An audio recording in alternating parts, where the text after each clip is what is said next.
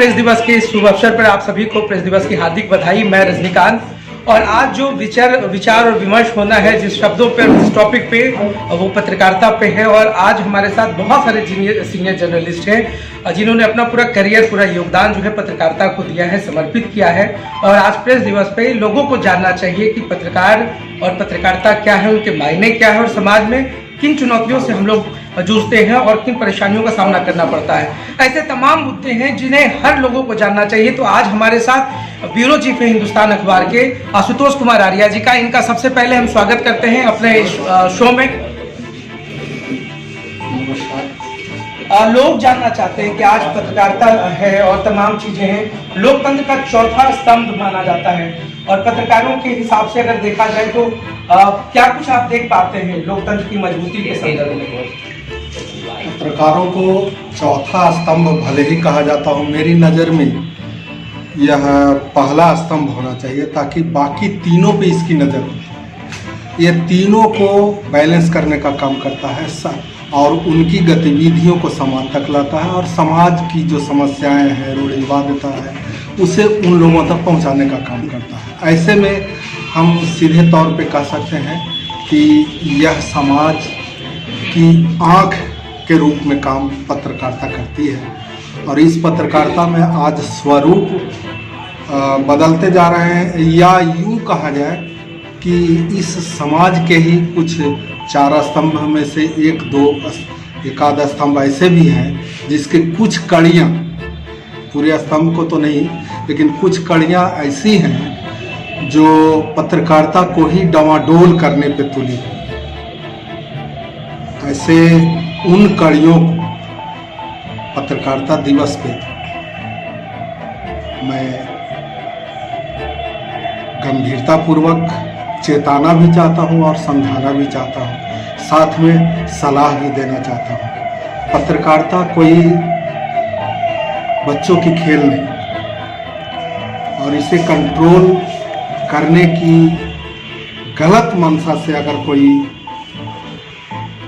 ऐसे लोग, ऐसे तत्व इसमें बीच में आते हैं, वो संभल जाए। पत्रकारिता निश्चित रूप से समाज को दिशा देती है। पत्रकार अपनी हद जानते हैं।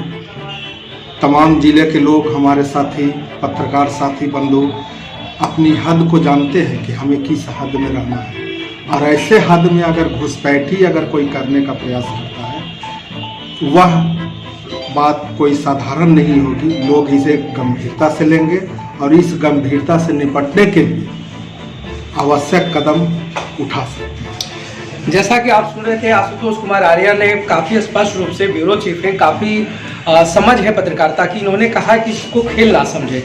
पत्रकारिता की जो गंभीरता इन तमाम विषयों पर मेरे ख्याल से, जैसा इनका अपना एक राय है कि पत्रकारिता बदल रहा है, लोकतंत्र का पहला स्तंभ होना चाहिए। हम सुजीत कुमार वर्मा जी से बात करेंगे, ब्यूरो चीफ है दैनिक भास्कर के।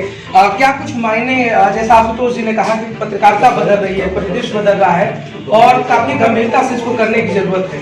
आप किस तरीके से पत्रकारिता को देखते हैं?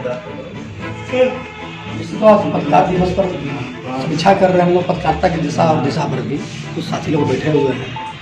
पत्रकारिता का कई सारा प्लेटफॉर्म नया आया है, नए पत्रकार भी आ रहे हैं। पत्रकारिता कई कोर्स भी चल रहे हैं, कुछ अनुभव के आधार पर भी आ रहे हैं। तो कई पत्रकारिता में बहुत बड़ा बदलाव हुआ है, आने वाले दिनों में और क्रांतिकारी बदलाव होगा।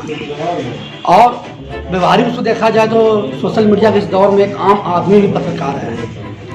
तो ये समय जो मुख्य धारा के पत्रकार हैं, जैसे हम जो कहा जाता है प्रिंट मीडिया, इलेक्ट्रॉनिक मीडिया, जो मेन स्ट्रीम के पत्रकार हैं, जो किसी धारणा को बना सकते हैं, ये बिगाड़ सकते हैं, तो इनके ऊपर बहुत बड़ी जिम्मेवारी होती है किस तरह से पत्रकारिता करें। हम लोग के हाथ भी बंधे होते हैं और असीमित आसमान भी हम लोग के हाथ के अंदर होता है। तो उसी बदलाव के हिसाब से अपनी खुद की समीक्षा करते हुए हम लोगों को काम करना है।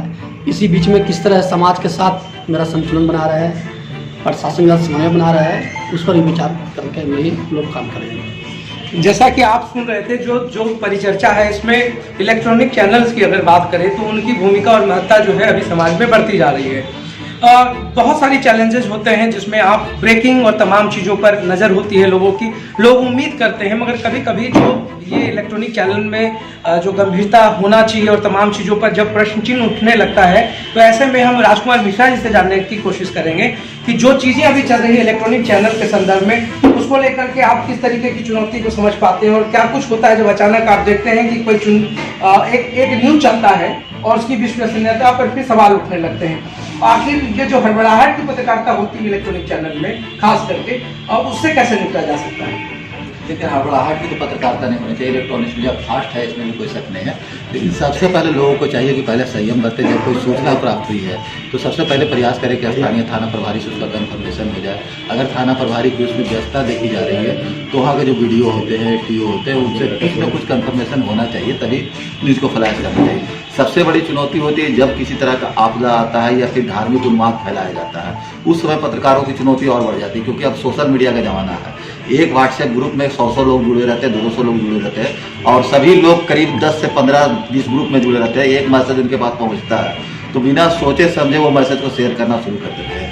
इस दौरान हम लोग को चैनल हेड से भी फोन आ जाता है कि इस तरह से वीडियो वायरल हो रहा है, इस तरह से फोटो वायरल हो रहा है, तो हमको उस समय जजमेंट करना होता है कि इसमें कितनी सच्चाई है और कितना इसमें फेक है। तो उस समय हम लोग को चुनौती काफ़ी बढ़ जाती है। उस वीडियो के बारे में हम लोग तथ्य निकालते कि आखिर ये वीडियो कहाँ से वायरल हुआ है, इसकी वास्तु स्थिति क्या है, उसके बाद ही हम लोग न्यूज़ फ्लैश करते हैं, ताकि किसी तरह से विश्वसनीयता जो बनी हुई है वो ना हम लोग हो पाए। कई लोग तो देखते हैं कि एक ब्रेकिंग चलाते हैं, कुछ देर बाद उसको कट करते हैं, 3 लोगों की मौत नहीं हुई, 2 लोगों की मौत हुई है, 2 लोगों की मौत 1 लोगों की मौत हुई, तो ये हड़बड़ाहट होता है। कुछ लोग टीआरपी के पीछे भागते हैं, चैनल के ऊपर से भी दबाव रहता है, लेकिन लोगों को वो टीआरपी भी देखना है और संयम भी देखना है और समाज में एक अच्छा मैसेज भी देना है। तो कुल मिलाकर माना जाए कि अभी तक हम लोग ने जिले में जो भी काम किए, चाहे वो कोरोना काल में हो या आपदा घड़ी हो, तो कहीं ना कहीं हम लोग सकारात्मक भूमिका निभाए, जिसके कारण हम अमन चैन से अपनी पत्रकारिता कर रहे हैं, और यह चुनौती आने वाले दिन में और भी बढ़ सकता है। पत्रकारिता और तमाम चीज़ों पर जिस तरीके से बेबाकी से अपनी बात रखी गई है और पत्रकारों ने अपनी बात को भी रखने की कोशिश की है, जो संदेश है वो काफ़ी स्पष्ट है कि पत्रकारिता कभी हड़बड़ाहट में नहीं होनी चाहिए, उसके पीछे चिंतन करना है तमाम चीज़ें, और जो जिस साख की हम बात करते हैं उसको भी बचाना है, ये भी एक पत्रकार का सबसे परम कर्तव्य है। इन तमाम चीज़ों के साथ मैं पत्रकारिता और तमाम लोगों से जुड़े हुए लोगों से इस प्रेस दिवस की हार्दिक बधाई देता हूं। आप लोग स्वतंत्र होकर पत्रकारिता करें, ऐसा कोई दबाव नहीं है, और एक जो लक्ष्मण रेखा निर्धारित होने की बात होती है, एक पत्रकार को बाखूबी पता होता है कि मेरी लक्ष्मण रेखा क्या है।